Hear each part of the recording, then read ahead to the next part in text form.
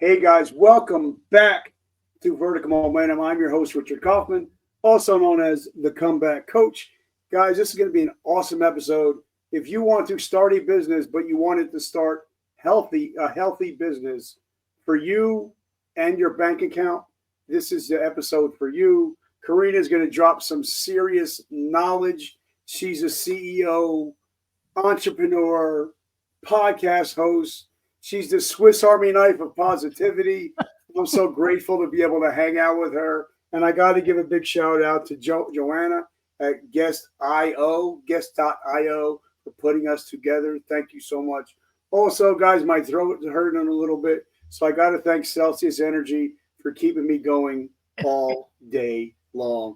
So, Kareen, what's up? How are you doing today? I'm great. What's your favorite Celsius flavor? I'm a watermelon. I'm a fruity guy, so I like the Okay. watermelon and the orange. Those are my favorite flavors. Mine is the mango green tea. I love it.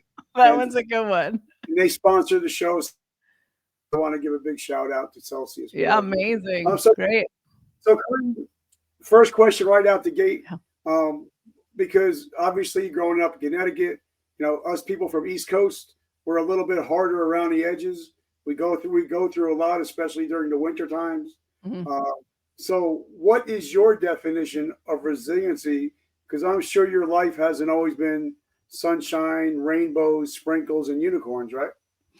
That's right. Yeah. I mean, I think resiliency is the ability to continue to step forward through whatever you're facing. So whether it's digging in deep to your soul's calling to be like, okay, why was I in this to begin with?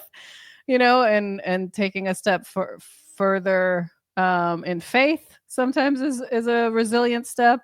The recovery of when you are knocked down to give yourself the pause and the healing time, I think is a form of resilience as well. But whenever I hear the word resiliency, it reflects continuous motion to me. There's a forward motion with resiliency. It's not anything that's stale or stuck. It is something that consistently moves forward. So you're saying it's vertical momentum? Is that what you're saying? So That's right. let me ask you a question. Give us a quick down and dirty about who you are, where'd you come from, how'd you grow up, and how did you grow up to be such a kick-ass person like you are today? You're very sweet. So who I am, I mean, I would say I lead with 3 core values in everything I do. And those core values are love, creativity, and integrity. And I found that when I lean into those values in all that I do, whether it's relational, whether it's in business, whether it's in my spiritual practice, whatever it is, what I found that when I lean into it, that's me showing up in my fullest. And when I'm out of alignment with those values, that's when those are the times where I see the hardest things to overcome because I've kind of lost focus on myself or what I'm meant to step into. And so my upbringing, I was brought up here in the New York metro area. And then I actually have lived on the West Coast. I lived in Denver. I lived in California. I was in Washington, D.C. for a while. I hopped back and forth a few times, which actually gave me a really cool, I would say, adult life. Like when I formed my identity as an adult outside of how I was raised. And really being relational, connected, and also always evolving. Like my word in my methodology is evolve. And I find that I'm always looking to figure out how to be a better version of myself, and not afraid of taking the bull by the horns when the hard stuff happens so that I can be on the other side of a lesson learned. I love it. So, did you go to college on the East Coast? Yeah, so I went to school in DC. I went to George Washington University, and it was so funny, Richard. I actually like tripped into the business school. Like I did back in the day when we were applying for college, it was like a common application. And I just kind of checked the box of 2 different things I was interested in and somehow got accepted. I think back then, not many women were applying for business degrees. And so I happened to get into the business school, and I'm very grateful for that education because it really gave me a foundation of how to approach my career and build that up. Okay, now, like I said, I have over 1,350 episodes with millionaires, billionaires, people like yourself that are successful. And a lot of people say, when they went for their MBA, they said, well, it was hard for me to go and sitting in class to listen to somebody talk about business that never owned the business. Yeah. Now, once you're out of school, what do you think about that? Do you think they should have more business owners actually teaching business courses? Or is it, did you learn a lot, but they also just taught a lot of theory and practicality? When you get out in the real world, that's a different story.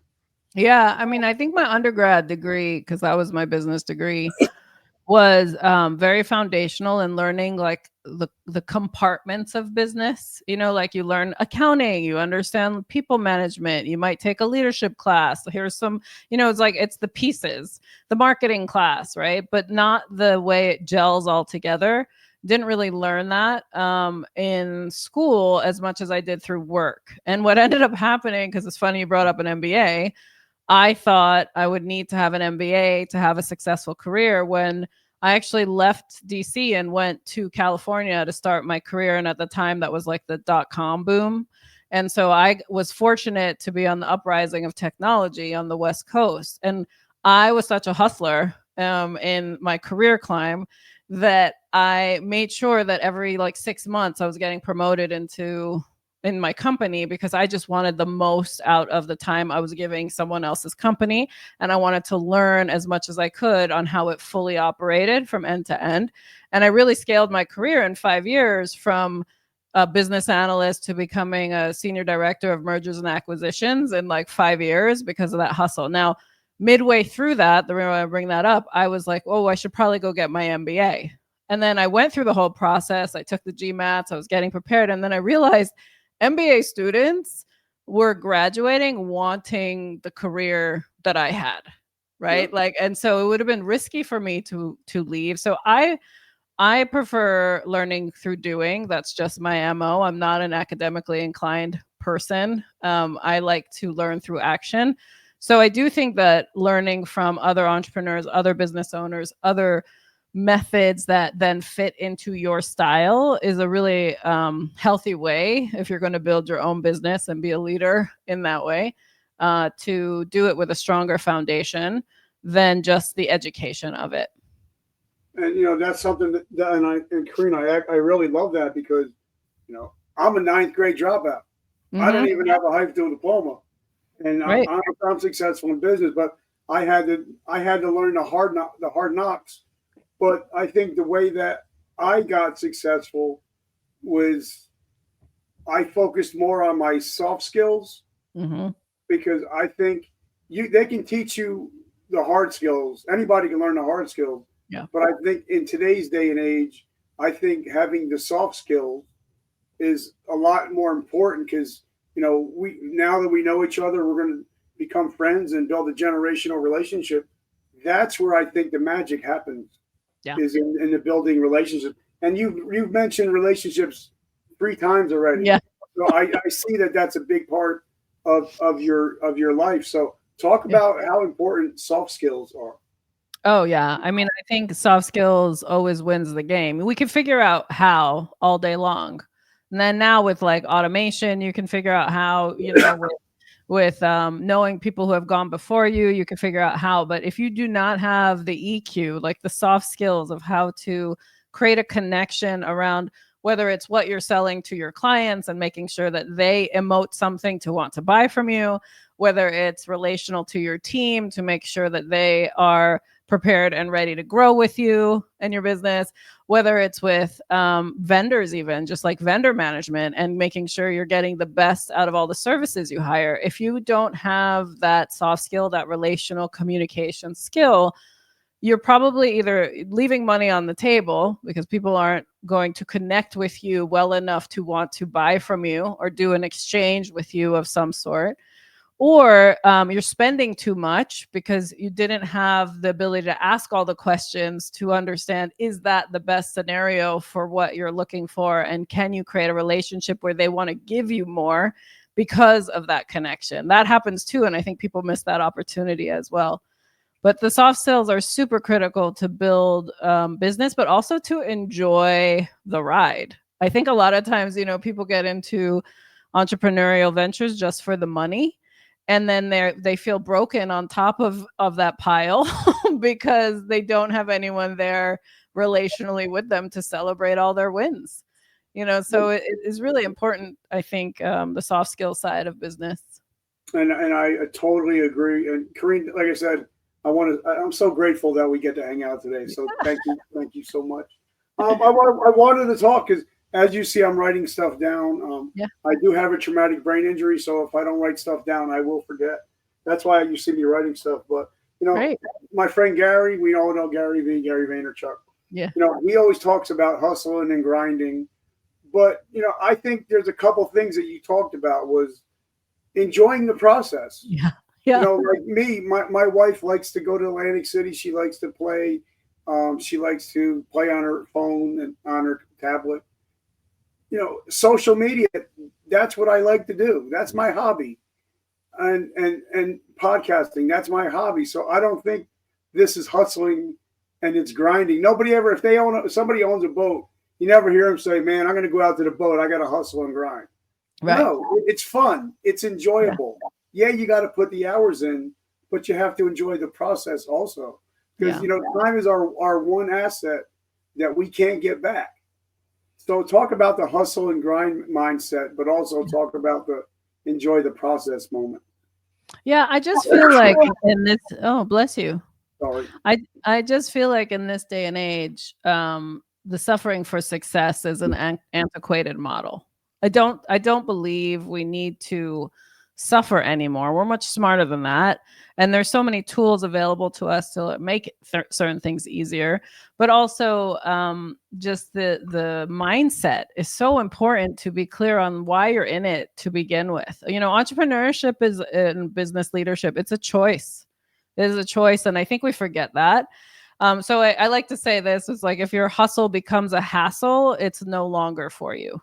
Like it just, you've either outgrown what it is you're going towards or wanting, or it's just, again, it's just not for you. Like it does not need to be that painful. And I love that you found that ways to monetize what you're calling hobbies, but truly that's business, that's service, that's figuring out ways to stand in your innate zone of genius and earn off of that. Like that's the winning formula.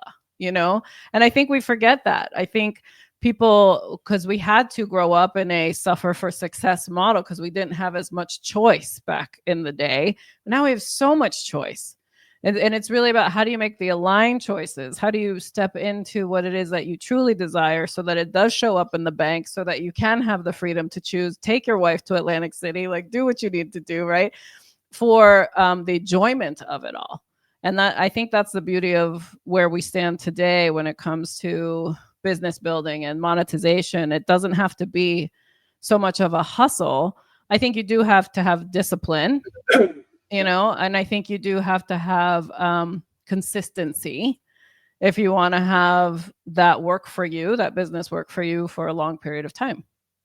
And Karina, I totally agree. But, let's talk about something that I really want to, you're talking about it, so I want to go there. Yeah. Back in the early 1900s, there was a little book somebody might have heard of called Think and Grow Rich. Yeah. It's not called Hustle and Grow Rich. It's not called Work Your Face Off and Grow Rich. It's actually called Think and Grow Rich. And I think a lot of people don't spend much time thinking about how to become rich. And I've had Sharon Lecter on. I've had Greg Reed. They wrote the book 3 Feet from Gold. And they talk about how, we have to think and grow rich. Because I know this year, because Mr. Donald Miller, what I talked to him about, I'm only working 180 days this year. Yeah. I'm going to be on cruises and vacations. Right. But that 180 days, I'm going balls to the wall. I'm actually gonna like hustle and have fun. So Mm-hmm. talk about how important it is to actually think and grow rich. Yeah, I mean the think and grow rich model is understanding, I think, first, like the strategies of earning, because I think we see, if we're too much in the model of hand to mouth, where it's like, oh, I got to go earn this check and then that's going to pay my bills and then that's the cycle I'm always in, versus I'm going to go build this business, create something that has a consistent ROI that then gives me fuel for the life that I want.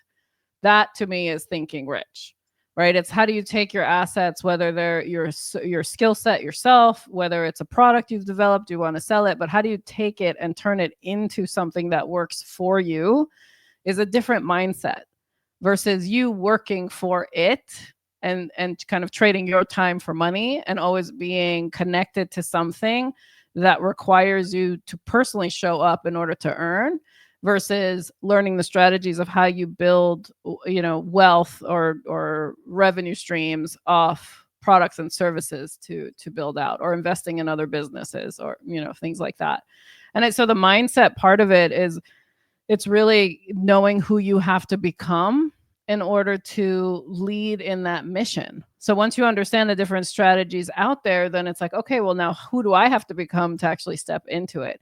I think a lot of us sit in fear of change, or the risk factor, like risk averse, because it's scary on the unknown on the other side. And I always say, unless you try, you just don't know, right? And now you can learn so much so quickly before, and learn from other people's mistakes even before even trying. Like there's so much information out there for us to leverage to find the success model that works for you. So that's how I look at think and grow rich. My model is, what are the revenue streams I can create that work for me, not me working for them. Like it's a different way to look at how you earn off business. And Kareen, that makes a lot of sense. Like we were on 6 vacations this year, and I'm actually going on vacation tomorrow for a weekend. Nice. But I had no internet for 8 days on a cruise. Yeah, love I it. came home and there was money in the bank That's right. because I had evergreen products. Yeah. T-shirts, hats, coffee, courses, books. And guys, by the way, my book is available. It is actually #1 on Amazon in podcasting industry. So, Sweet. guys, if you want to pick up the book, check it out. It's only $1.99 right now, available for download. So check it out. But so talk about. I think everybody. I don't care if you're an electrician, if you're a plumber. I think everybody should have an evergreen product. Like I was talking about a guy today. I said, hey, while you're working, he's an electrician. I said, why don't you have one of your workers make a quick video for you and put it up on YouTube later? So not only eventually you'll be able to monetize your videos on YouTube, you'll be able to get more traction for your business. So how important is it to have evergreen products and to get out into the world of social media? I mean, I think it builds credibility, number one, when you have something consistent that's out there that people can find you and learn more about what you offer, what your specialty is, and the impact you want to have. It is, baseline, I would say, to have a few evergreen products out there that also lead to your services. Or to additional products or programs that you offer that might be a higher ticket price item.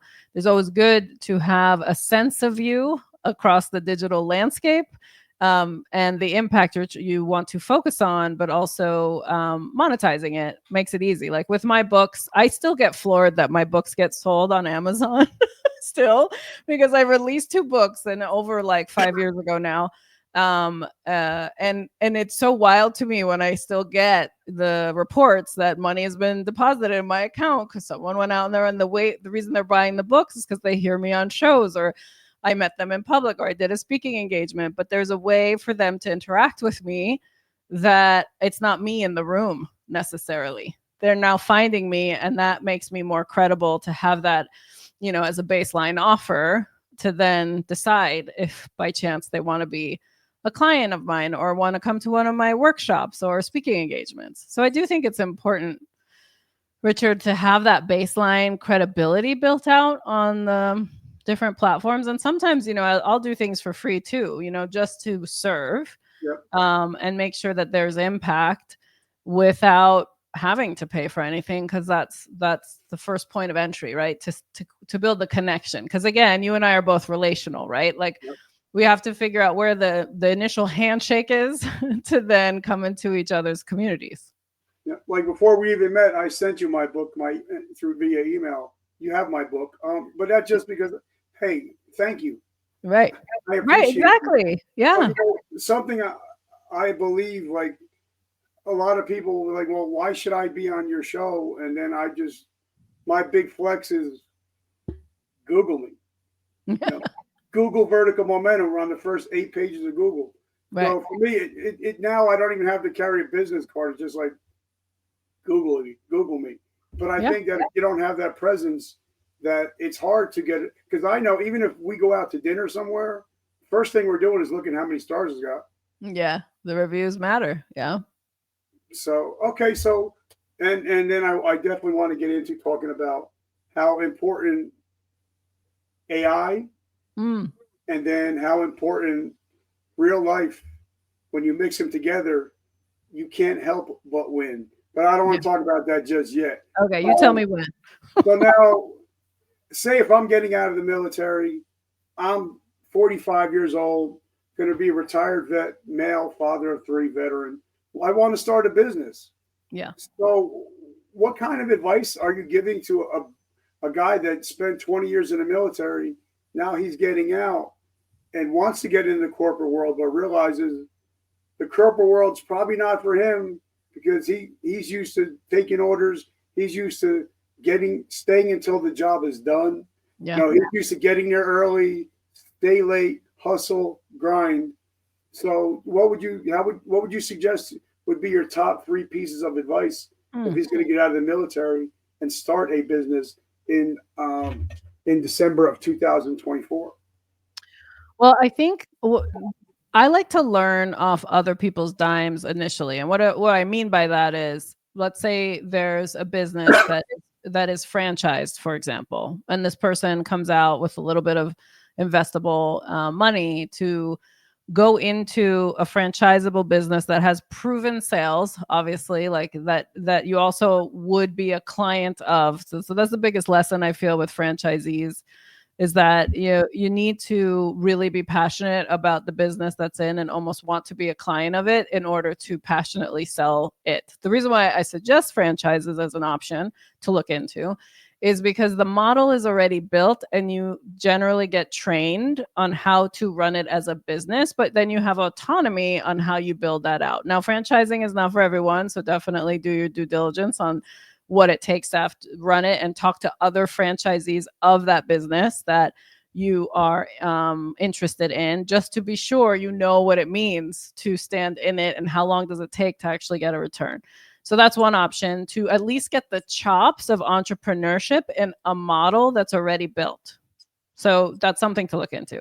Second thing I would look into, again, for example, like for me, when I wanted to learn and become better at sales, I actually joined different MLM companies, and I wanted to learn and be trained on sales, relational sales, if it's done right and the training's good, where multi-level marketing is just literally direct sales. So you get a percentage off the commission of the things you sell. What I loved about one of the companies I joined, and it gave me the practice and the model of sales without the risk, right? Because it was up to me to decide how hard I would push to earn whatever I needed to earn. But what I did was I took that skill set and I actually started to apply it to my own businesses and how I sold my own services. So that, again, if there is no background in business, but yet they're going to feel challenged working in a corporation or just having a jobby job versus something where they want to own it themselves, I would potentially look at an MLM company just to get the sales skills and really do the work in someone else's company to earn some commission, to then have a sellable skill into building the business that you do dream of. That's another option. The third, if you're just trying to start out based on skills you have already, I know in the military and different levels, like leadership is a huge part of the work that you're doing, as well as the ability to strategize and get through really challenging things in a split second, right? Like, because your life is on the line and your team's life is on the line. That skill set also can transfer very quickly into entrepreneurship. You just have to figure out what is the service that you want to sell. So are you going to become a leadership coach? Do you want to move more into team building? Like, there are so many services now out there that you could build your individual practice on and have impact in that way. That I think is transferable from being a vet.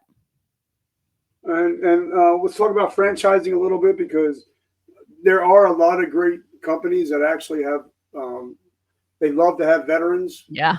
For as far as franchisees go, because we know, okay, you tell me to do this, XYZ, okay, I'm on it. I got you. That's the law. That's the rule. But we also sometimes have the Mavericks that they're like, okay, well, I want to do a franchise, but then I want to do it my way. And then you're like, yeah, that's not going to work. That's probably not going to work. But let's talk about, I'm a glutton for punishment. Okay. When I started sales, I did some of the worst sales you can ever think. Door-to-door sales, selling headstones at a cemetery, and selling timeshare. So for me, I learned to take an ass load of no's, and I learned how to read people and talk to people. So I think that's something that's goes back to the soft skills. Taking a job with MLM or something like that, you're going to take a lot of no's. Yeah. So how important is that to learn how to take a lot of no's before you can get to the yes? Yeah, I mean, you have to kind of walk alongside rejection if you're going to build any sort of business, right? The no's will come. You're guaranteed to actually get the no's. If you really are a salesperson in the market, whatever market you're in, there will be no's. There will be not right nows, and then there will be the yes, right? I think it is it's again, part of that resiliency is the ability to actually manage through rejection. Also, the way I coach folks who are afraid of selling, because this happens often in the entrepreneurial game where someone's a creator, right? They just want to create their amazing things, but then when it comes to selling it, they're not really entrepreneurial on the sales model side, and they sit in hesitation and they just want to go create something new versus go sell what they've already created. Time and time again, that happens. So what I tell them is, detach from the outcome. You have to, in the best sales training I ever received was, it's not about you, it's about who is buying from you and what they get from what you're selling them. That's what matters. But their decision is not your responsibility, right? So detach from the outcome and just give them the gifts that you have, like share with them what you're offering and put it out there again and again. And if it's a no, it's a no. You go on to the next, but you have to keep knocking on every door until you get the yeses that actually fund your business, right? It's when you give up because you just got one no, well, then you're really not standing in an entrepreneurial stance of putting those gifts and services out there to impact the people the way you want to. All right, so let's talk about, because you get sometimes you'll go to a car dealership. Now, I love car salesmen. I don't have anything against them. But you go to look at a car, and being in the business, it's like they just read the whole book on hard closes, and they just keep throwing them at you. Yeah. And then I'm just hold on. This is what I want. This is what I need. Yeah. Can I walk out of here today with it or not? You don't have to do the hard close, the takeaway, I'm going to get my manager. I got Oh, it. So right. talk about how important it is not to be that guy or girl. I think it's that relational piece that we talked about earlier. It's about making the connection is what's most important, and then really listening to what the needs are of your potential buyer to make sure it's aligned. Like I have a style of sales where I like to ask, what is a successful outcome for you? For hiring our services or for us to work together. Like, what's a successful outcome? Like, what would be worth it if we were able to accomplish together that you would want to make this investment, right? Like, and then I listen. And then sometimes what they say they want, I don't offer. So I was like, you know what? That's really great. Like, 2 of the 3 things actually would be another coach. Let me recommend someone else. Like, I would actually defer if I'm not the fit, because I want to know that I'm going to also be successful in that exchange. So I think, to me, I've always been a relational sales person, and I focus on the outcome, but I'm detached from it at the same time. I'm okay if it's this is the outcome I'm hearing, but I might not be the one for it, or this is the outcome I'm hearing, and yes, we can knock those 3 things out really easy, right? Like, I think it matters to be clear and listen to what your client is really looking for, and don't fake it. If you can't do it, if that's not the service or the product is not going to do that thing, then don't sell the lemon, right? Like, that is the used car salesman sleaziness that people, when they hear sales, think they have to be. But that doesn't really exist anymore, because we have so much information out there now to qualify what people are telling us that product or service does, right? Yep. And like I ran a GNC for almost 30 years. And every other GNC in the country, you'd walk in, hi, welcome to GNC. Can I help you? And that wasn't me. Yeah. You walk in the store, I'm like, hey, how are you? Yeah. Yeah. Look around. And then I go around blocking and facing. And then I go around, I was like, what kind of products do you use? What are you using now? Yeah. I never asked a closed-ended question. Right. Like if I ask you, can I help you? You're probably going to say no. But Right. how are you going to say no to what are you currently using? Right. It opens up the conversation. Yeah. And I think a lot of people that in sales, they can't build that know, like, and trust if they automatically put a no question, yes or no question out there. So how 100%. important is it to ask open-ended questions? Yeah, I mean, I think that means that you're a solid listener if you're asking an open-ended question, right? Like, it actually matters. The answer matters to you, right? So the what questions are really great. The how questions, right? How can we help you today is, yeah, that's open, but you're not necessarily leading them to give you an answer that would help you guide them, right? So I think things like, what excites you about having a new car right now? Like, what would make you feel amazing driving it every day? Like, what are you looking for that would be reliable for you? Like, just understanding the needs then allows you to share how what you have would support that, to then offer whatever the offer is, to be the one to support them. And Kareen, I agree. Now, like I would have a lot of people they would come in and they would want a return product. I had almost a 0% return rate. Yeah. Because somebody would come in and they'd be like, I didn't like this product. And instead of me saying, oh man, that's the crappiest product right out there, I got something better than that. Because then it makes that person feel stupid for buying it in the first place. Yeah. So for me, I'm just like, what didn't you like about it? What did you like about it? Yeah. Let's work it out. Let's see what I can do for you. But I think a lot of people, like if you're going to go into a Ford dealership and they see you're driving a Chevy, they're probably like, oh, that Chevys are crap. You got to check out the new whatever.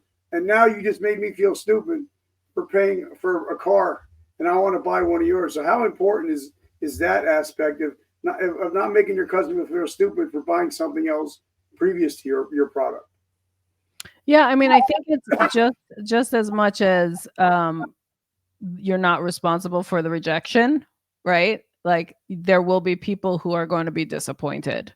And so how you step up into the disappointment and respond to it will translate into whether or not they'll be a lifetime client of yours or a one-time client of yours, right? Because there's always going to be something that might be a little off that needs a tweak, especially in the service industries. Demands are high, quality and price points, with inflation going up too, we're spending a lot to get what we want these days. That quality matters and the fulfillment of what we're spending on matters. So I think it's really important to also have language around and training around, how do you manage disappointment of your clients? How do you manage returns? Like, is there a policy around it that allows your client to be heard and still want to work with you? Or is it a complete shutdown because you're disappointed? Now you're no longer a client of ours. And I think it's something to be built, right? Yep. And you seem like the kind of person that puts your heart into whatever you do. And for me, like, I'm a coach and I'm a podcast host. I teach people how to cut podcasts. And I know that if one of my clients isn't getting the results that I promised them, yeah, I'm losing sleep at night. I'm stressed out. I'm like, what can I do better? What can I do more? And that's what I think a good coach is. A good coach is not how successful I am, but how successful my clients are. So how important is that, especially when you're coaching people, and especially if you're their first coach, you want to make sure that they're having quick wins and you're feeling successful. So talk about the importance of that. Well, so I mean, the measure of success from a coach's stance, again, you can't really be attached to the outcome, because it's really, a coach is to help give you what you need to perform at your best. So it's not to kind of force you into results, right? Like it's a different stance than, let's say, a mentor or an advisor who's coming from, and this is how I did it, so here's the method of how to do it, and go do it. And then, you know what I mean? Like it's really how that person steps up into the coach's stance. I'd say, success is an interesting measure because of the EQ side of coaching, like where you're really helping people build the soft skills on learning who they are, how they are leading, what's the best method across their team. Oh, and here are the strategies to go implement. Let's see how that translates to business success. Sometimes it is the long game versus just, short wins here and there. What I find that in my practice with the entrepreneurs that come to me, where I've built scalable models with them and in regards to their vision, what they truly desire, a lot of the work we have to do together is define who they need to become in order to stand in that ultimate vision for their life and business. And so a lot of that is also shedding what no longer works. And I find wins in that, because sometimes that stuff that weighs them down to make decisions from an old place that they actually have outgrown, and it's detrimental to their business or their client base. Like, we have to learn to evolve. You need to understand how to let go and graduate from different versions of you that don't fit in the future part of things. And I think that's really successful as well. Like, or that's a measure of success, is like also the ability to let things go too. All right, so let's talk about AI. Yeah. I love AI. I'm actually interviewing a gentleman. He has over 300,000 students, teaching him AI skills. He's coming on next week. But I also believe that I use AI. I use ChatGPT. I use Opus Clip, but I use them as an assistant. And somebody says, "Well, why would you use it as an assistant?" I'm like, because when I go to my doctor, I got to see the physical assistant. When I go to my lawyer, I got to see the front desk, and I got to talk to his assistants. So why shouldn't we have assistants?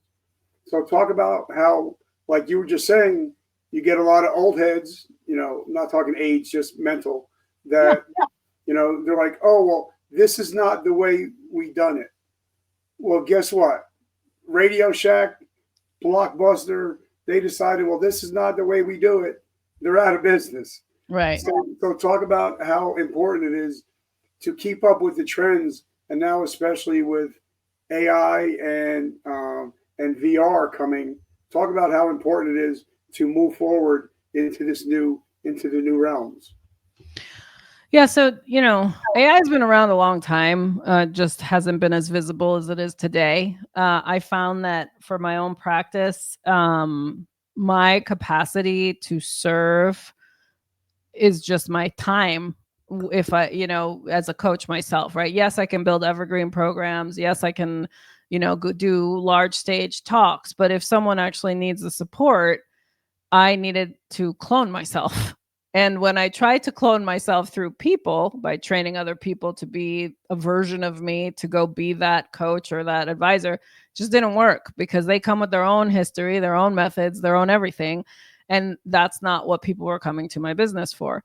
So I decided earlier this year that I would clone myself in AI. And what I mean by that is I took all my practices, all my conversations, because that's the beauty of this technology, is that it's able to take all your data and then give it a personality similar to your own, and then be able to actually coach on demand so that people would get the support they need without me and my time being an issue. That was one of the reasons I built it. The second was also to have legacy. This now lives on without me having to be the one doing it and it dying with me. And that actually gave me such a relief when I got my first test platform of the app I launched, the Hey Kareen app, that the AI was like, oh my God, there was this like relief, all this hard work, all this education, all these certifications, all the case studies, all the conversations, the hey Kareen, how do I questions are now centralized in one place, and anybody can leverage it, and I could be gone and still could be used. And that was really cool to me to know that that's in place.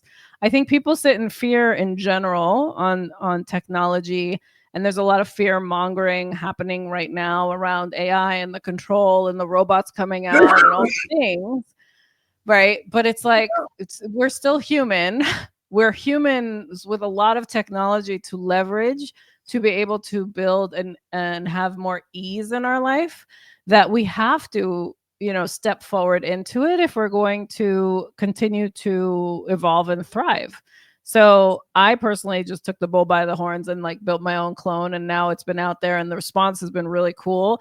A lot of my friends, Richard, who are on it, where they'll message me directly and ask me a question, and then they'll go into the app and ask her the question, and they're like, oh my God, you guys answered it the same. I was like, yeah, because it's me. Like that is me. Like it's so cool that we can have technology that does that, and it allows me to actually evolve past this version of myself, because now I know I can defer people to the AI to use while I'm still evolving and feeding the machine with more information, more learnings, more methods of what I'm putting out into the world, and it can still be leveraged, which is really cool. And I love AI. Like I know I actually use it more for research purposes than anything.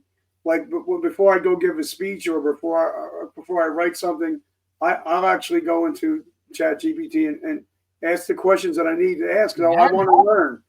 So I want to learn. I want to know, because I know a lot of people that are using AI where if you got them on a stage and you ask them a question, they don't remember the paper they wrote that day because they didn't write it. Right. Where for me, it's like, okay, I'm writing a paper, but I want to know everything. So AI, teach me more. And then it learns while I'm learning. Right. You know what I mean? So last couple questions, I know I get a lot of hate for this, but I think Subarus are some of the ugliest cars ever made, but they have an amazing mission. Yeah. They're helping so many people. And when you buy, and people that buy a Subaru, they're not buying anything else. Right. That's their car. That's their thing. Like Bomba socks. Once somebody buys Bombas, because it has a mission, they continue to buy. And Yeah. I'm seeing now more of the clients that I teach. I always tell them, well, make sure that you have some kind of mission. Like Mm. for me, anytime anybody buys any of my swag, t-shirts, books, hats, coffee, 100% of the profits go to help end veteran suicide. Love it. So a lot of people know, okay, well, he's part of a mission. I can get behind that. Yeah. So talking, because even Nike, a lot of people don't know who Phil Knight is, but everybody knows that the missions that he has. So talk about how sometimes missions have a lot to do with it, having a successful business. Yeah, I mean, I think we all want to have impact, right? Impact and growth are like two of the human needs that we all are innately built into and desire. And I think if you can think about what you need to grow into in order to have the impact you want, like that's a winning formula. So, impact to me is not only helping others create the vision that they have for their life and business. Like that is literally the thread that runs through all the exchange I have in my business, my client exchanges, and etc. I really do it because I want to support, and I do support kids aging out of foster care. Like everything I do is it has a give back model to it for that specific demographic, because that demographic leads to imprisonment, it leads to homelessness and drug addiction. And if we can start to impact that generation of kids that are in an unsupported system and get them the support they need, my hope is by doing the work that I do through transformation with my clients also will transform their lives, because I'm able to give more and I'm able to support them. And eventually my goal is to come up with programming to support them to have more impact in society as well. Like get the skills, the soft skills, the entrepreneurial skills, so that they can be functional adults, earning with ease, you know? So mission matters. And it aligns with your purpose. And I think your purpose, shifts, and the mission can shift over time too.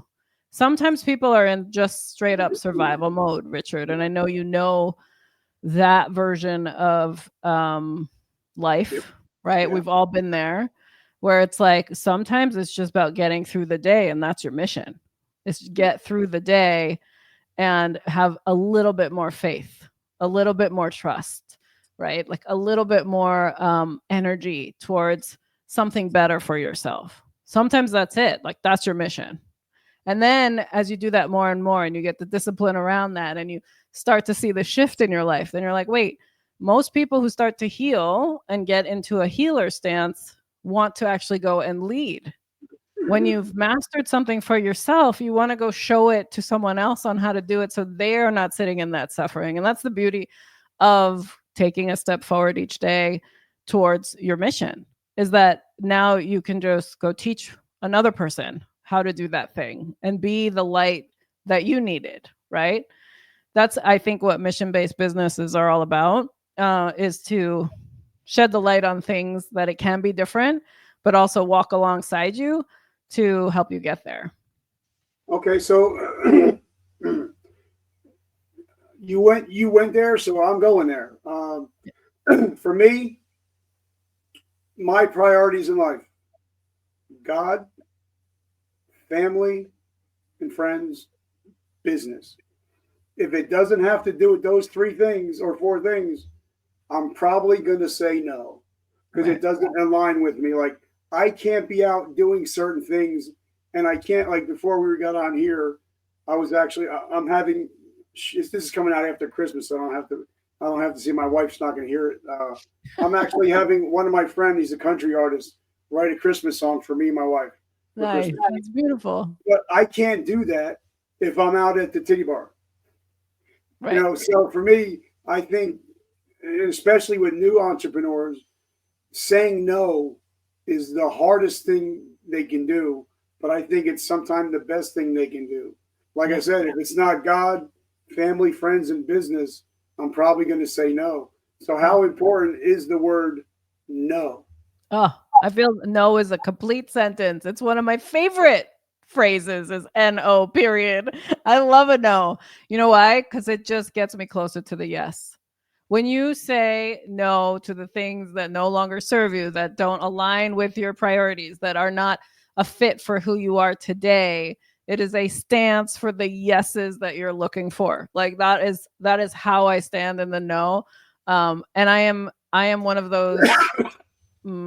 I get very excited when things end. I know that sounds weird, but I'm like, ooh, there's an ending to that. That means something new is coming. Like I had to shift my mindset. I was not always this way. And this is what I want your listeners and people watching to understand.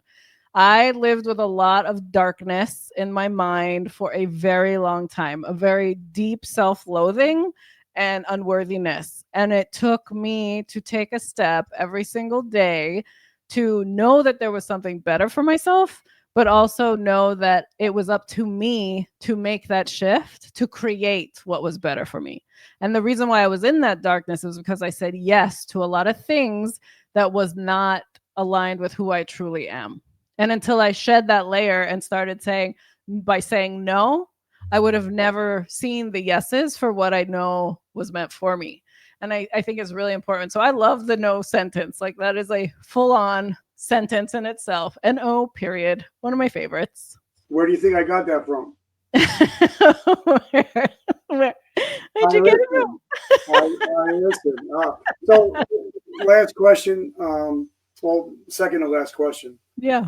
For me, I believe in manifestation. Yeah. I do. I believe I have a vision board. I have a vision board on my phone. Like I had on my vision board that we were going to go on a cruise and go to the Bahamas, to Atlantis for 10 years. Yeah. And we finally went. Now we've been there twice in the last 3 months. It's so fun. But the scary thing is my wife is deathly afraid of water. But she kept walking by every day and seeing the cruise ship and seeing the Bahamas. Yeah. But now also, whenever I walk outside my door, I expect favor. I expect to be blessed. I expect the best parking spot. I expect the best deals, not because I'm anybody special, but because I'm his son. That's right. So, and like when I go on the cruise ship, they call me Mr. Richard, and or Sir Richard, and I'm like, I don't know where you got that from, but I'll take it. So talk about how important manifestation is, because, and I think it was the guy, Mr. Carnegie, said your obsessions become your possessions. So what do you think of, using your RAS? Because I know you like talking about the RAS. Yeah, I listen. So talk about how important it is to use your RAS to manifest what you want or what you don't want in your life. Yeah. So, I mean, I always like the simple phrase of what you focus on, you find. And so if in your mind's eye, you're focused on all the negative, then the negative is always going to show up for you.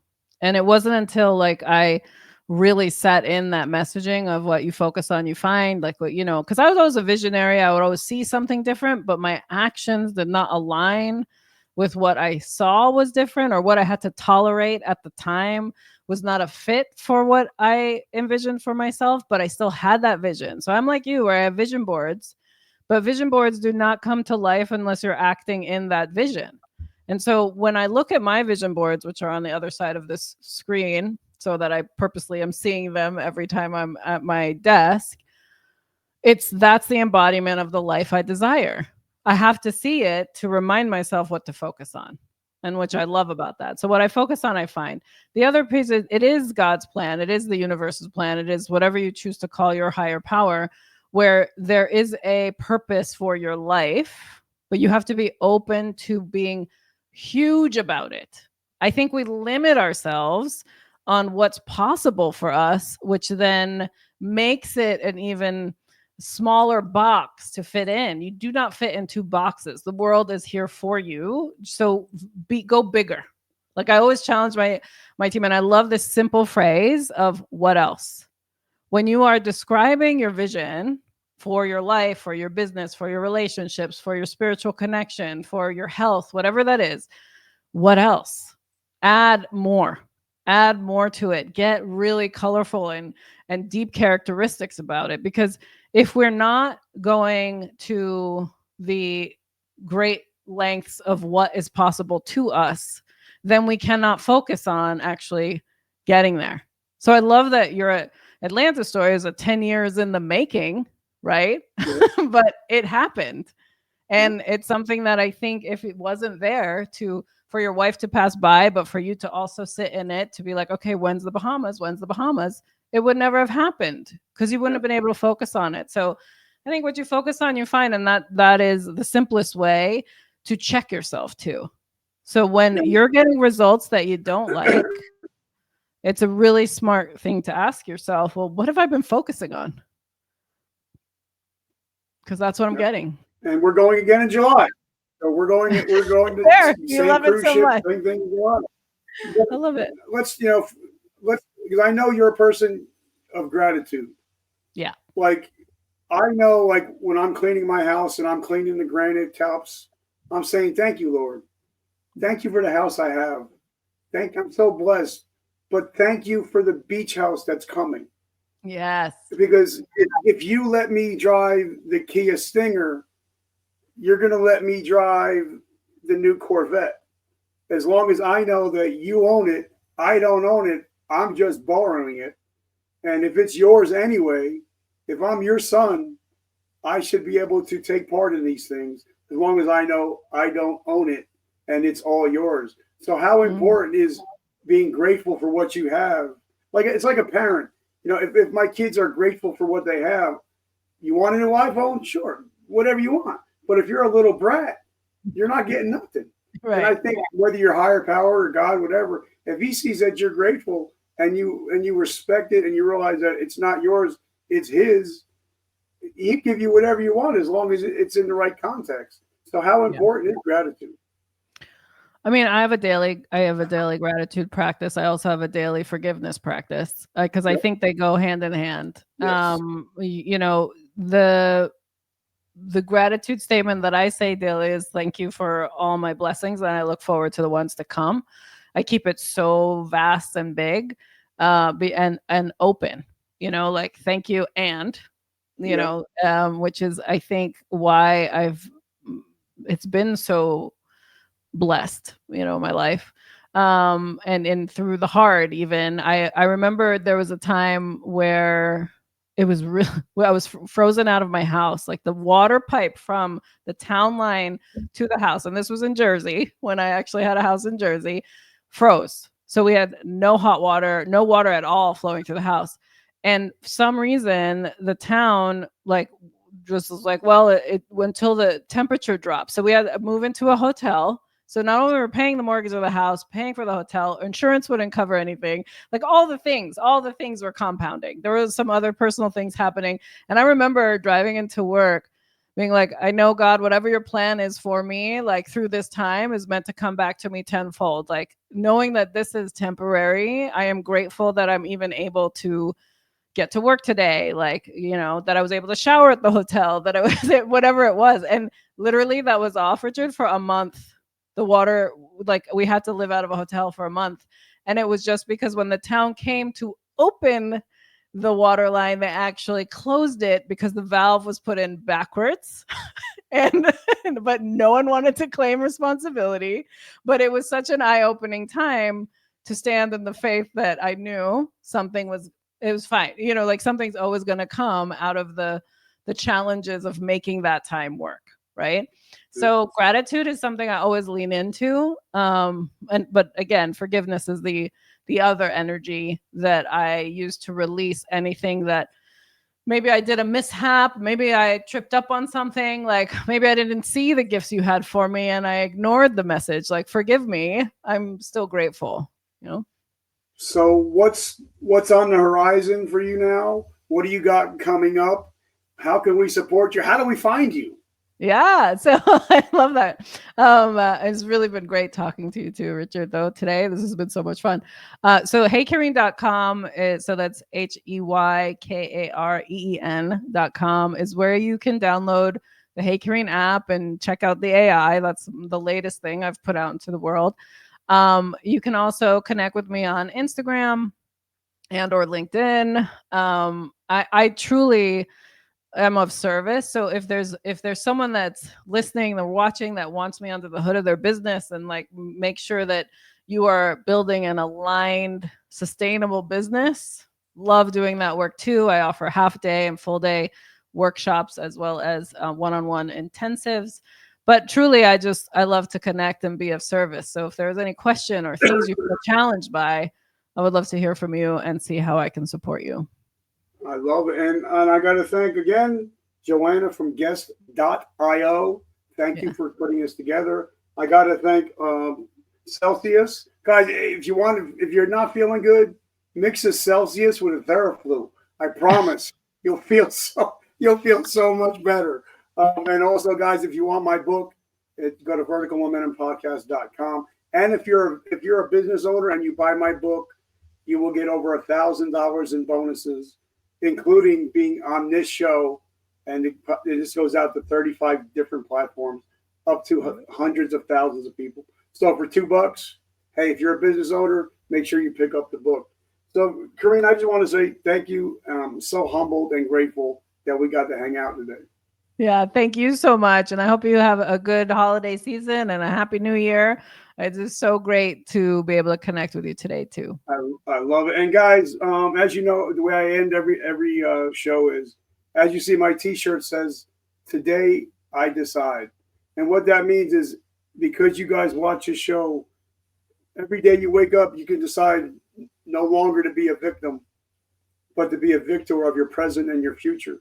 So thank you guys for always showing up, and just remember, today I decide that I win and the devil loses. So I love you guys. Have an amazing week. And remember, vertical momentum, the only way to go is up. I love you guys. Kareen, thank you so much. Have a Merry Christmas. Thank you.